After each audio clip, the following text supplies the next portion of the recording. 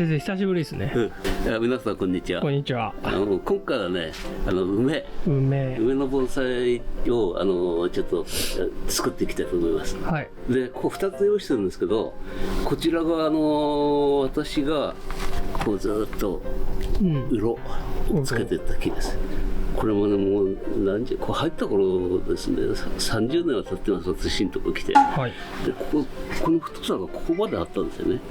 でこれずっと下まで割って2つで分けた小さいのを作ったんですけど、それが枯れてしまいました。はい、で残ってるのはこれです。ここ2つあるんですけど、こっちはやばいです。はい、で古さとしたらこっちはかなり古いと思うんですよね。はい、これと比べたら。木の荒れ具合も違うし太さも違う。だけどこれだけ見たら古さっていうのは出てると思います。はい、で前にですね盆栽球で梅の彫刻やったことあるんですけどね、その彫刻の中で視聴者の方のちょっと意見があったんですよ。意見がコメントで、その方の意見っていうのは広葉樹には傷をつけるもんじゃない、陣を作っちゃいけませんよ。盆栽では広葉樹って言わないですけどね、陣とか車両を作るものは針葉樹、広葉樹と針葉樹、広葉樹って葉っぱの広いやつですよ、臓器類の。で針葉樹って松とかああいうの針葉樹って言うんですけどね。で盆栽の用語では広葉樹とか針葉樹って言わないですよ。臓器と小白ってこういう分け方してますね。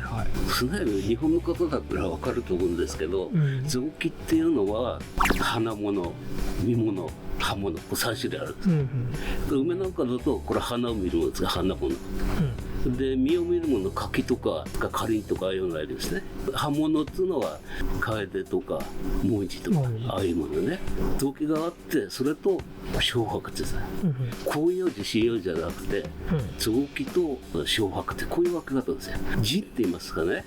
陣っていうのはこの枝が枯れた部分、枝が枯れて白骨化した部分ですよね。でシャリっていうのは幹の半分ぐらいが枯れて、そしてそれが白骨化してるシャリです。それともう一つね、梅ですよ。梅っていうのは陣シャリじゃなくてうろなんですよ。うろっていうのはほこらみたいなね、穴みたいな。ですから臓器の古くなった木は中が腐ってくるんですよ。中が腐ってそれでうろになってくる。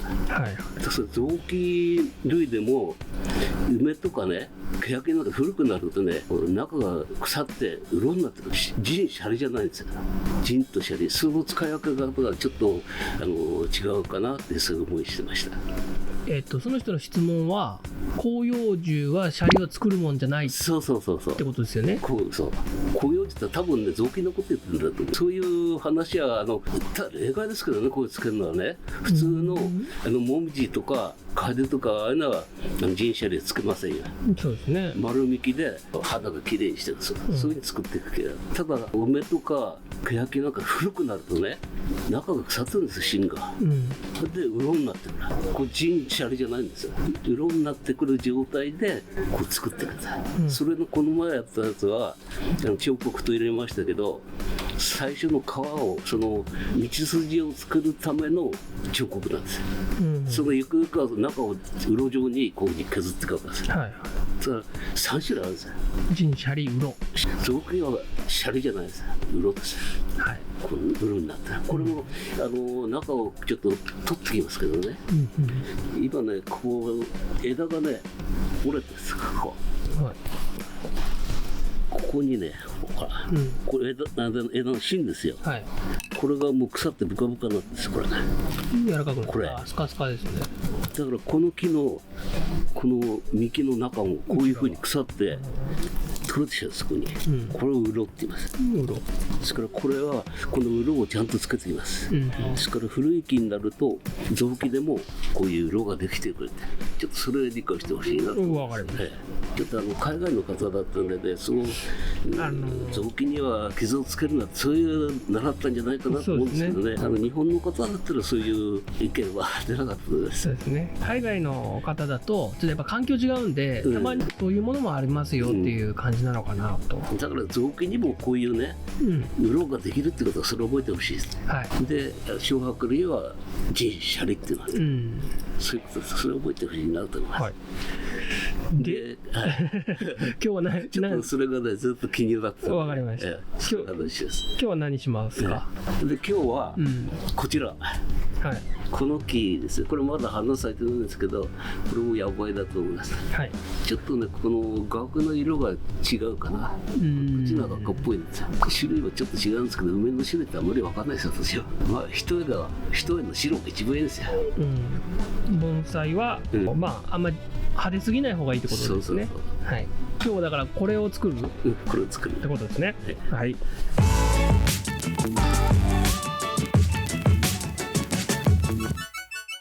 ちょっとね、これ、こっちから見えるでしょうか。見えます。穴開いてますね。こういう読んだ俳句があるんですよ。俳句。ずっと見てたらね出てきた。盆梅の湖北ね。湖北ってこういう字か。湖北って湖。湖、北の風ってことだ。琵琶湖の北の方から吹いてくる風が冷たい風ってことですね。色を抜けていくってそういう。これ誰が？先生が書けもしないけどね。先生考えたことね。題材なんか使おうかなと思って。使った。素敵。すごいね。これ作ったんですよ。まだねちらっと言いますけどね。こういうの作る。絵描くんですか先生？先生が描いた。これ違う人か。これパソコンで。びっくりした。盗作。今とか思って。これだ。盗作。でこれ短冊掛けあるんですけど、それとの盆栽の組み合わせでどういうのができるかなって。展示に使うってことですね。展示に使うってこと。展示も使うけど部屋の中でちょこっと飾るのにもいいかなって。これ小さい盆栽をね。短冊の下あたり。いいですね。その飾るやつ作ってますから。そしたらできたらまた急で。またじゃあ紹介しましょう。能楽器はこれぐらいにしまして、ここからかけます。ここから本番です。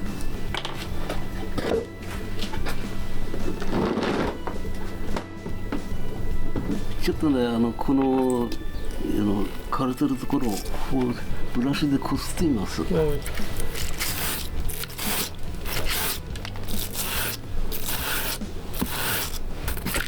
の木はどうしたんですか？この木は。これ当然の。当然なの。ずっとちょっとブラシかけてきますこれ。若い木だったらもうドリルでガガガガ削ってきますけどね。これはもうそんな削る必要ないかなと思う。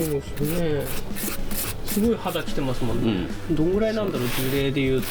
この高い何百年って経つんやな。何百年は経ってないんじゃないですか。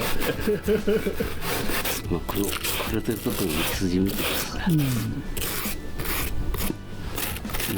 単純作業ですよこれだけ。これだけ。あとは彫刻刀でうまく削ってきますけどね。今やるのは最初これだけです。これがはっきり出てくると結構見せる気になるんじゃないかなこれ。ゴジラみたいな肌してるもんね。彫刻とかやるんだったら今の時期やらないともう葉っぱが出てきちゃったらね、ドリルとか入れられないからね。そうなんですか。花が終わってからやるのが一番いいと思いますよ。花が終わったタイミングで。こんな古い梅はあんま持ってないじゃないですか。だけどその古さを出すために彫刻入れてるからね新しい梅ですね。これはもう古い木だから。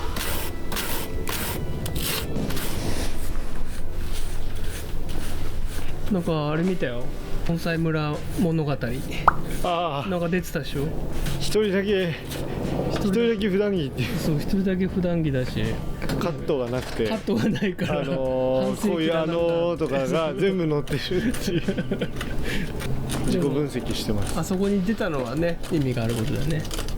あれでも頑張った方なんですよ。頑張ったんですけど、他の皆様から比べるとやっぱり間が長いですね。いかに Q さんの編集がありがたいかという今学校で真っ黒だしピントも怪しかったよ。色の中に根っこが出てる場合あるからね。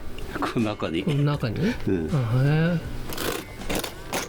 これどのぐらいですか、古さは。そうですか、もうだいぶ古いと思います。うちのお客さんの先代の時のお客さんからのものなんです。先々代になるの。先代、初代の時からの木なんでだいぶ古い。相当経ってるこれね。100はいってる？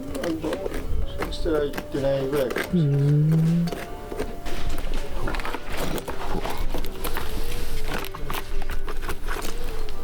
抜けちゃった。風抜けりですこれ。風抜けり。穴開いた。抜けちゃったから。風抜けり。ここか。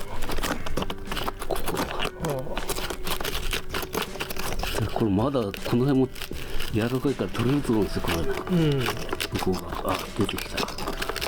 相当抜けちゃうな風が。最後にはね、皮だけになっちゃうさ、あそこにあるやつそうでしょ。皮だけになって最後になくなっちゃうじゃないかなこれ。なくなっちゃうんだ、消えちゃうんだ。だいたいね、この水水のとこだけ生き残ってるみたいな。乾いちまいって感じでね、これだけで残ってるから。で結構自重で折れちゃったりするんですよね、梅は。雑木はあんまり長持ちしないんじゃないの、小白に比べて。そうですね、小白は何百年っていくけど、雑木はそんなにいかないですからね。これがこういう色ができちゃうからね。そうだ、これほら腐ってるんですよこれ。本当だ、これこれが色になってるんです。これが多分ね、この辺のどっかで枝に繋がってると思いますよ、中で。これをこう掘り出してください。ひたすらこれだけです。掘り出し作業が、ここから古い木は、何時間も続くみたいです。このね、最初硬いんですよ、ここが。これが。で、これ突き破るとこうなってる。中が腐ってる。こう皮がすごく硬いですからね。で、それちょっとこうつついて突き破ると腐ってるかどうかって分かります。梅は他の木に比べて硬いって言いますよね。硬い。中国草なんか歯が立たないですよ。だからドリル使って若い木なんかはこう掘り込んできますけどね。硬いですよ。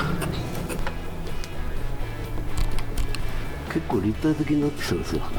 少しそうしただけで。じゃあ上の陣を一回この辺で取っちゃいます。もう一個。歯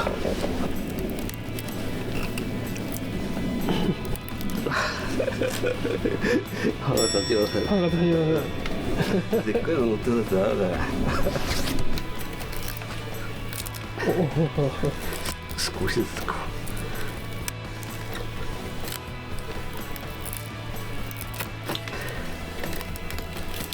こ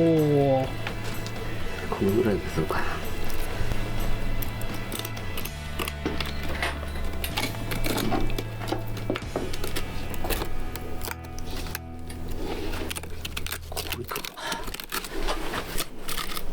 これなくなっちゃうかな。なくなったら、とっかりなくなったらちょっとですね。結構ここだけ少しこれにしようこれ。これね、この幹の太さで多分こうあったんじゃないかな。なるほど。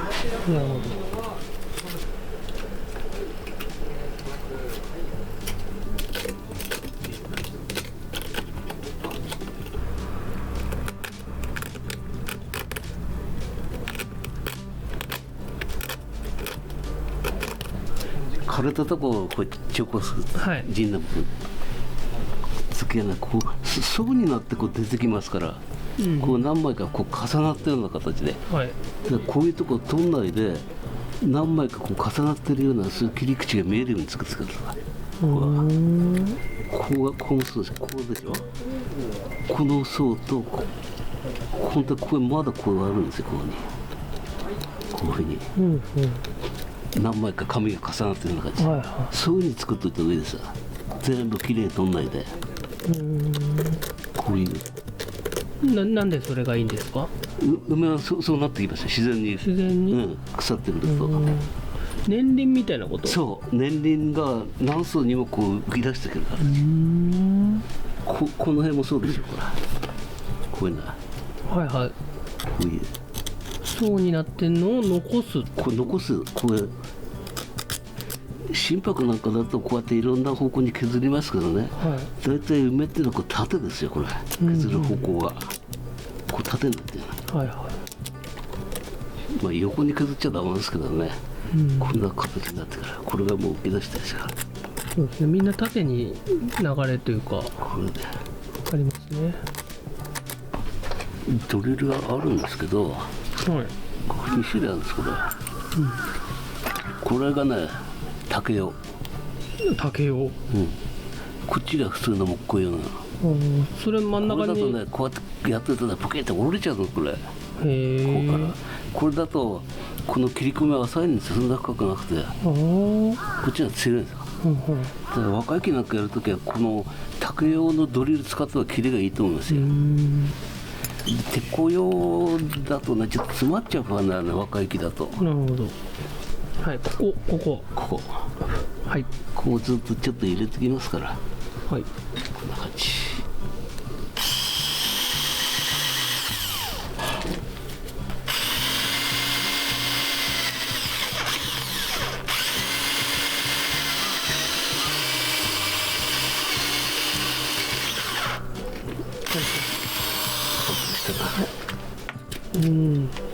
なんか少し取っちゃってもいいですよ。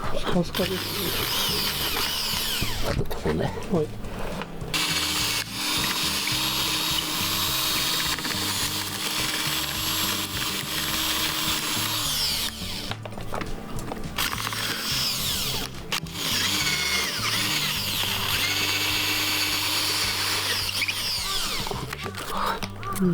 これ抜いとかないとこれ水溜まってよく腐ってきちゃうからね。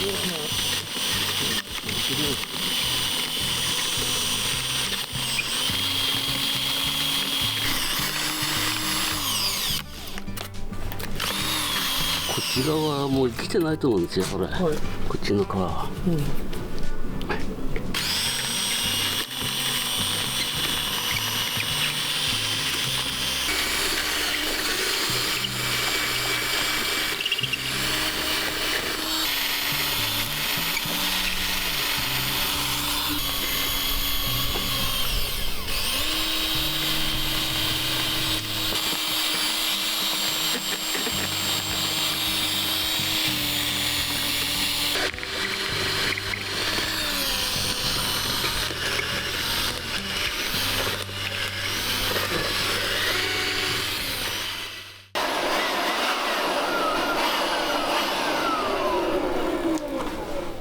今日はねここまでにします。今日ここまで。であとうちでもうちょっと彫刻してきます。まだねこっち中の方もね中がスカスカしてるんですよ。ここもっと振り入れないとダメなんで、であとこの線ですね、水水とこの枯れたところの境目をちょっとはっきり出してきます。これはちょっと長いかなっていう感じしたけどね。であそこコブになってるからね、なくてもいいんじゃないかな。なくてもいいっちゃいいですね。ここまで来てもいいかなって感じですね。ここがスーッと抜けてくるね。はい。じゃあこの状態からお家で、あとうちでやってきます。かなりね単純作業なので時間かかるんでね、もうちょっときれいにしてきますから。今だから朽ちてる部分は全部取っちゃうみたいな。腐ってるとか全部取ってきます。わかりました。でその頃終わった頃には花咲いてくると思いますよ、これ。もう少しで。続きはまた今度。来週ですか。来週でいいよ。はい。じゃあその時まで変化を楽しみにしてます。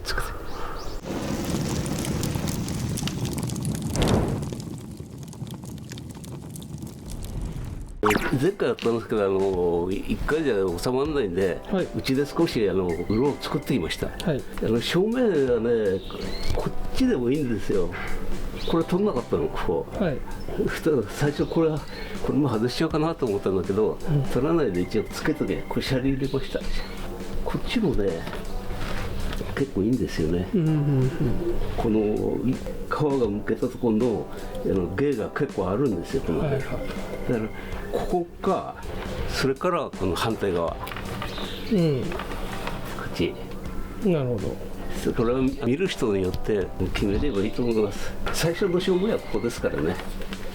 でここ正面にしてたんですけど、ずっとね川を剥いでいくとね、こう隙間が結構できてきてるんですよ、でこれ完全にね、ここがねうろになってます。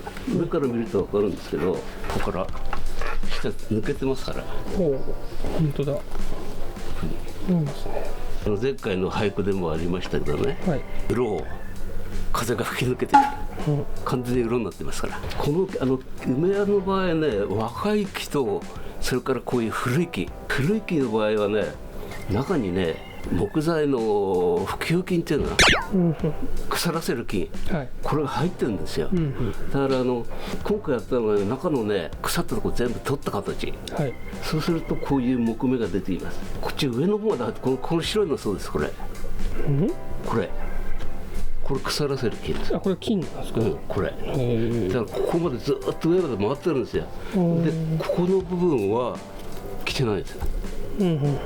かなり木硬いですよ、これ。だから今回もうこれ以上ね、腐らせることはないと思うんで、これ一応止めるために溶合剤を塗ってきます。これは溶合剤じゃなくて殺菌剤とかペンレートとか、ああいう殺菌剤入れた方のがこう染み込むと思うんですけど、一応今回溶合剤で、そうこう幹がいくらか白っぽくなるかなと思うんで、溶合剤塗ります。わかりました。で一応これ大体の形がもう仕上がったですね。でちょっとね花の咲くのが遅いですね、この木はね。もう大体ね今盛りぐらい、満開ぐらいになってます。であそこにね、私のちょっと工房に持ってきたんですけど、あれもね、これも大体もう咲き始めて、5割ぐらいかな、5分咲きぐらいになってると思う。そうですね。でこれ勾配なんで、幹の近くにね枝ができないんですよ。先へって伸びちゃって、ちょっと難しい木ですね、これはね。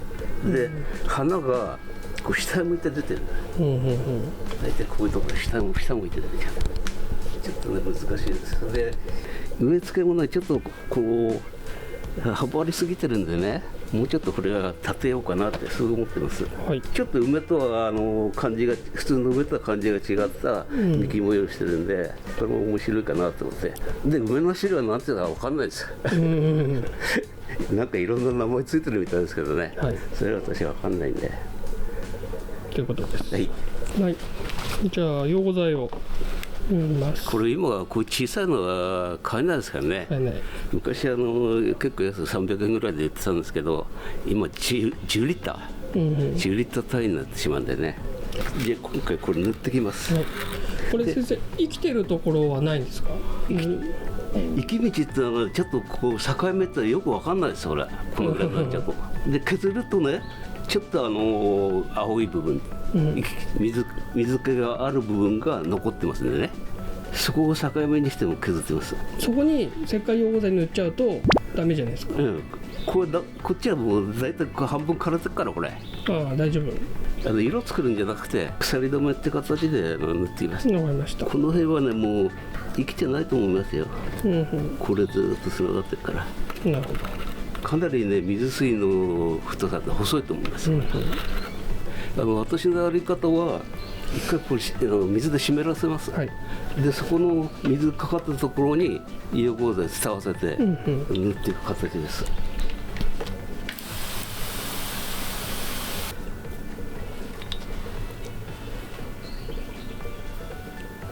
これでね下へずっと流れてきますから、これで溶合剤と中まで染み込まないんでね、だから完全に止めることはできないかと思うんだけど、みんなよりはいいでしょう。そうですね。先生でもあんまり白くなりすぎるの好きじゃないじゃないですか。白いの好きじゃない。でもなるんですね。大体このぐらいに色がいいかなっていう感じ。もう本当に塗らないぐらいがいいんだ。塗らない方がいいかって。この辺は好み。一応ね、そんなに白くしたくないけどね。基本的にはもう枯れてるところを取ってただけですか？大体ね枯れてるところと、ただね、こう皮むかないとどこが腐ってるかって分かんない。こういう表面は硬いから、中腐ってても、だからそこを突き破って中を取っていくような形しないと、そこがちょっと難しいところがね。あら、ほんと白くなってたな。白くなっちゃった。なりますよね。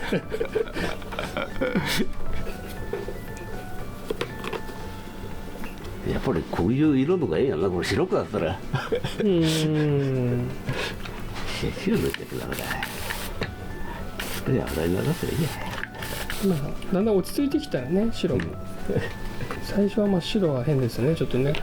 だけどこう腐ってるとこもあるけどね、木目を出すために残して売るとこもあるからね。腐ったところは。だから梅のこう若い木か古い木か、古い木っていうのは大体これ菌が入ってますからね。でそれを取っていく。若い木だとこういう形で、もうドリルとか彫刻とは立たないけど、ドリル使わないと開かないですよ、これな。こっちは金回ってないです、ここまで。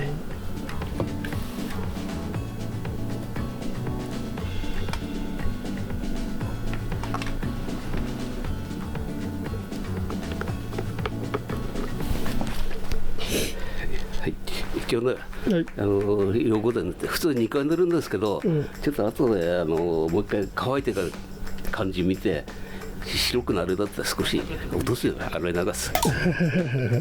これもね、もうだいぶ白くなってますもんね。だいぶ白くなってから、洗浄機で洗い流すかも。これやね。そうですね、見た目の問題ですね、それはね。一応ね、今回、この梅、古い木の梅の彫刻終わりました。で、針金はかけません、梅について。枝は女っていう字書いてくる、かくって作ってくる。ですから、針金かけずに、ハサミで作って、折ったりして作っています。今回、こう古い木だったんで、中が腐ってその鱗を作ってる状態です。1回目の撮影の時話しましたけどね、鱗、シャリ、腎、これ違いますんでね。雑巾にはシャリ、腎とか腎はありますけどね、シャリじゃなくて条件は鱗ですよ。この腐球菌が入ってって中が腐ってで祠状になってる、それ鱗ですから、この梅はちょっと特別ですよね。雑木類ですけど、そうですね、雑木類には傷つけるな、古くなるとこう中が腐って鱗状になってくる、そういう形でこれ作ってきました。であとね、これ鉢がね強いかなっていう感じしますね。もうちょっとこの縁が細くてもいい。それで雑木には色鉢を使ってる。そうですね、盆栽は。色鉢っていうか釉薬のかかった鉢、それを使ってありますけど、ここ肌のアレルギーっていうのはね、釉がかかってない素焼きの鉢でいいです。焼き締めの鉢、そういうのでも梅は構わないです。こう梅とかあとザブロなんかも肌が荒れてきますからね。ああいう木に対してはこの釉のかかった鉢じゃなくて、色鉢じゃなくて素焼きの鉢でもいいと思います。いや、それ今回はあとはこれ上からかなり大変だと思いますよ。根っこがね、生きてるこのぐらいかと思うんですよ。私のは上からしないで、これでもう作業終わりにします。ちょっとね、大変そうだから。ただ梅はね、1年に1回一番最初に咲く花、一つぐらい持ってた方がいいですよ。そうですね。近くいろんな仕事ができますんでね、ぜひね、梅の盆栽、今時期ですので、葉っぱが出る前にいろんな彫刻したりできますんでね、皆さんも一つぜひ梅の盆栽一つか二つは持ってた方がいいと思います。私の作業はこれで以上になります。ありがとうございます。